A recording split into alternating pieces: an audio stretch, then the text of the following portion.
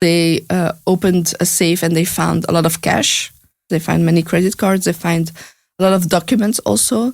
They found the fake passports of Siti Chai.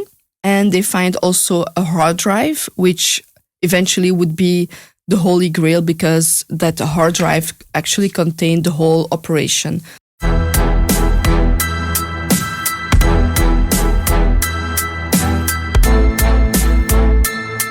Follow the money. 2.9 billion euros. That is how much European governments lost to one of the biggest VAT fraud cases in European history. The trail begins with a scam in Portugal and a raid on a house in a small quiet town. There, investigators found a Thai passport. That passport, it turns out, was fake and set the investigators on the trail of a criminal mastermind. Follow the Money journalist Salsabil Fayed reconstructed how from that moment onwards, the case exploded into a network of thousands of shell companies, hundreds of suspects, and a much larger machine of organized crime. Before we start this episode, we should mention that the suspects that we mention maintain their presumption of innocence. The court case is ongoing and they are waiting for the final verdict, the details of which we will dive into at the end of this episode. Welcome, Salsabil. Thank you for joining me today. Thank you for having me. Well, Salsabil, your story starts almost like a crime film. It's in the early morning, the 29th of November 2022 in Fafé, a small town in the north of Portugal. Can you take us there? What happened on that day? Yeah, so on that day, police raided a house, a two-storied house, belonging to a person called Lavivong, who lived there with his family. So the police raided his house, what they believed to be one of the suspects, one person involved in a VAT fraud case, and eventually they found something much more interesting. Basically, the holy grail of the whole investigation, something that would lead later on to discovering the whole scheme behind it. And when this raid happened, Lavivong and his family, were they home at the time? No, so Lavivong was not at home. They found him about 2 hours later. He was about 8 kilometers from his residence. And this raid was part of something much bigger. It was called Operation Admiral. What was that operation? So the operation, it first started in Portugal. So the case Admiral 1. So that was the first straw, let's say, of the investigation. It started by the tax investigators in Portugal who saw something within a company that was suspicious. And it then quickly evolved into several other sub-cases, let's say. So you have Admiral 2 case, you have 3 in Greece, but actually there are much more cases, between 20 and 30 cases in total. 2.9 billion euros of losses of actually missed VAT money from EU member states. So we're going to walk through all the steps, how something fishy at first leads to a 2.9 billion euro fraud. But before we do that, how did you even get onto this story? How did you know this was going on? Yeah, so thank God we have sources. So one of the sources gave us a document, to be more precise, the indictment of the EPPO, so European Public Prosecutor's Office. So it was, I think it was 1,300 pages long. And so I said, I want to dive into it because I like, tax fraud, VAT fraud. So I was like, okay, just give me the documents and I will dive into them. Our main suspect, Lavivong, he committed VAT fraud. What exact fraud did he commit? Basically, he bought smartphones and from a Portuguese company that he set up, which we've found later on, but that he set up, they sold smartphones via Amazon. So Amazon was then basically the logistics, this marketplace, the seller, but Amazon didn't own the smartphones. It was just a marketplace. Yeah. Eventually, a buyer like you and me will go to Amazon, will search for smartphones and will buy them. They will pay then a money to Amazon, and Amazon will pay then will take a commission and will pay it to the Portuguese company that Lavivong set up. What's supposed to happen then is that the Portuguese company will have to pay the money that I paid to Amazon. I paid the VAT. So that money they will have to give to the tax administration, the Portuguese tax administration. But what he did here, he created a program to create fake invoices. So what he did is he created fake invoices for this purchase to say Amazon actually bought the phones. I actually sold not to the consumer, but I sold to Amazon. And so he transferred the liability of paying that VAT that he received from himself to Amazon in Luxembourg specifically.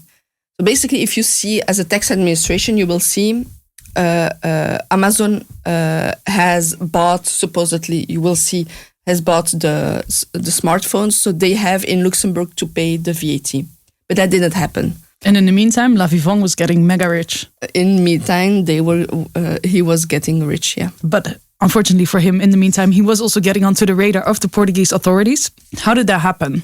Based on the indictment, we can say also that the Portuguese tax administration found it weird that a company would sell so much to Amazon without having contract with Amazon. For example, if you have two companies selling and buying between themselves, they would have some sort of agreement because it's a large scale and a lot of goods. So they found it weird that there was no contract between Amazon and the company that was the Portuguese company.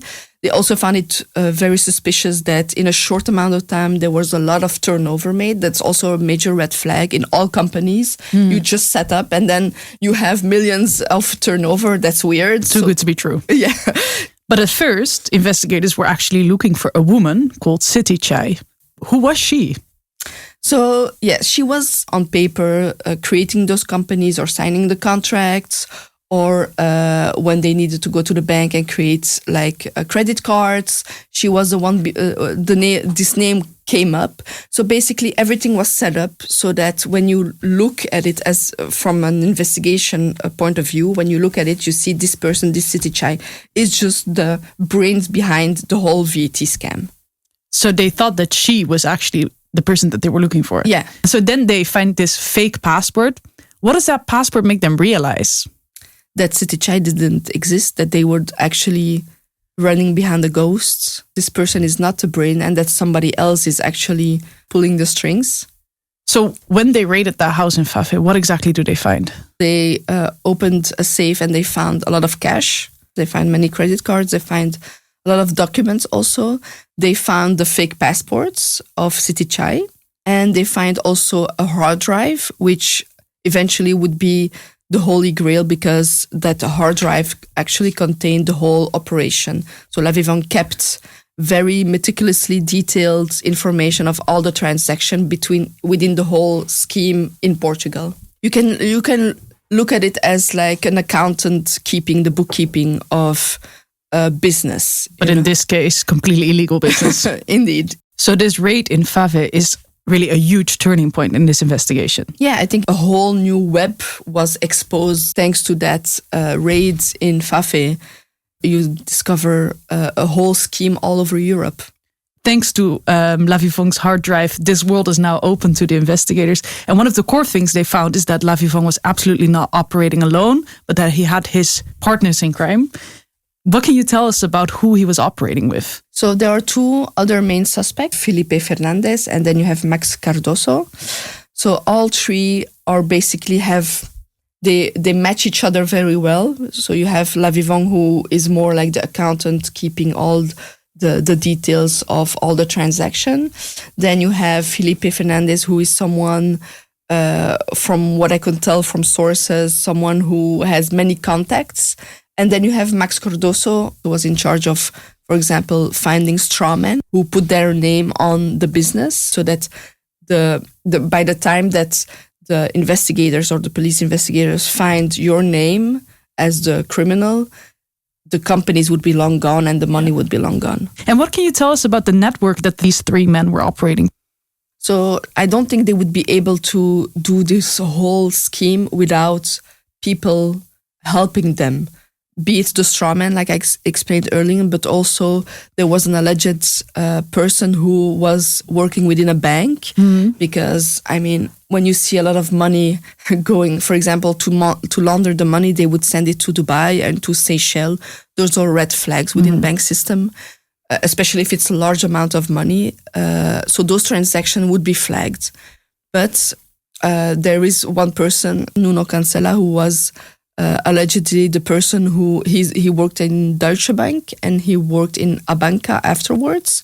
So within the whole scheme, he was the one who would tell the suspects, the main suspects, your transfer was flagged, come with this excuse, or you need to explain this better. So he was really the inside man helping them avoid those red flags and making sure that the money that they collected illegally, that they would be able to launder that outside of the EU in Seychelles, in Dubai. What kind of man were these people? Like, what do you know about their lives and where they came from and stuff? So I would say they are very ordinary citizens. So we know that Lavivant grew up in the outskirts of Paris and that he didn't get a degree. He sees himself as a self-taught businessman, and he also taught himself IT. And then he worked as an IT consultant. Felipe Fernandez, we know that he was someone who organized events for DJs. So he was planning events and DJs coming to these events. But what I found very interesting, so you're talking about ordinary citizens, people that had a relatively normal life, an IT consultant, which makes it feel in a way like I don't want to use the word innocent, but not your idea of your average criminal as far as that exists. But what we're really talking about is super serious crime, right? Yeah, and we also know there are links with organized crime, drug trafficking, and Russian mafia, for example. There are links with that. So I think that's a beautiful facade, but behind every facade there is, like, what we know now is like something very not innocent at all. No. This is just the 80 million euro Portuguese case, but how did their story lead to this like larger fraud network? It started small in Portugal with a few companies, but it evolved in a much, much larger scheme where I think it was 9,000 companies in total. I think it was around 600 individuals. You have in 30 countries, so not only in the EU, but also abroad. So you have in the US, in the UAE, but also China. So it really became very massive. We know that from that Portuguese scheme, there are suspects who are also linked to the other schemes, either by management, so by the suspects, or by the companies. And those links altogether go from 80 million euros in Admiral 1 to a multi-billion-dollar overall fraud case. Yeah, and that's just, I don't even think we're done yet with this case. So in total, from what we know right now, we're talking about already 2.9 billion euros. And what's important to remember here is that that's money that was supposed to go to European governments. So in the end, to European citizens. But if VAT fraud is so widespread and costs European governments so much money, why is Europe not able to stop this kind of fraud? There's not just one solution, it's layered. So one of the problems is with VAT fraud is that criminals are very quick in responding to legislations. So the criminals are quicker than how legislators are able to close a loophole. So once you close a loophole, they will very quickly be able to find another loophole to use. And one of the loopholes is, for example, that you have exemption of trade between businesses of VAT. So business to business, so two companies, when they have a transaction with one another, there is an exemption of VAT. So that exemption business to business is when those two businesses are not in the same European country? Yes. So that's a loophole that many fraudsters and many criminals use to be able to extract the VAT and run away with that money. Now let's go back to your own reporting process. What was that like? It sounds so complex to do an investigation like this. For me, it was very fulfilling just because I love... you love VAT fraud? I love VAT fraud, but not specifically VAT fraud. I just love things that are complex and trying to figure out how it's all set up and how it all works out. Yeah, it's almost like being a detective. Yes, I love that part. And you might say VAT is boring. You know, like my sister always says, yeah, but VAT is just 20% or 23%, and that's it. But it's actually much more complex than that. You have many different variables that allow a company or a person to pay VAT or to extract VAT. So I think the process was long for me also to find people who are the right people, first of all. Yeah. Who are willing to talk about a case that's actually still ongoing. And also because that's my first story on VAT fraud. So it's also much more difficult, I think, to find the right people because you don't have you still have to prove yourself to explain to people, I know what I'm talking about. Yeah, and it can be trusted. I can be trusted. And were you also in contact with our 3 criminals here? Yes, of course. It's as a journalist, you have to have that right of reply. So yes, of course, I was in contact with all 3 of them. Did that not scare you? It was nerve-wracking. It's the first fraud case that I write about. So you think twice and you read before contacting, you read your mail very carefully. I think it was 20 times that I read the mail that I sent out to all 3 of the suspects before sending it. It's nerve-wracking. We're almost 4 years past this raid now. Where do we stand right now? Are those 3 men behind bars? So in May 2025, Lavivong, Fernandez, and Cardoso were sentenced 7 to 8 years in prison. Mm-hmm. But then they went into appeal. And in March 2026, an appeal court annulled their sentence. Not necessarily because they were not guilty, because actually Lavivong did confess to some of the crimes, but due to procedural errors. So they were released in March 2026. But does that mean that right now they're still like enjoying the money that they acquired illegally? No, so the money the officers froze the money. So they're not out on their yacht in the Mediterranean? No, because they cannot leave the country and they have to stay in Portugal. And 3 times a week they have to go to the police station near their house or the place that they are living and register. And right now, a new court case is ongoing. Yeah, so they are not looking into the facts of what's happening and of the VAT fraud themselves, but on the procedure, on how the case was handled. So this is something that the lower court will have to adjust and then render a new verdict. So it's quite the story. We started with a raid in a small town in Portugal, and it leads us to a 2.9 billion euro fraud across Europe. What for you was the most shocking part in this whole story? So what I find most shocking is, first of all, that it's really large scale. Like we're talking about 9,000 companies. Like I can barely handle my own bookkeeping, let alone handle 9,000 companies and transaction between all these entities. Yeah. So I think the scale of it really surprises me. And the fact that it's actually linked to drug trafficking and organized crime.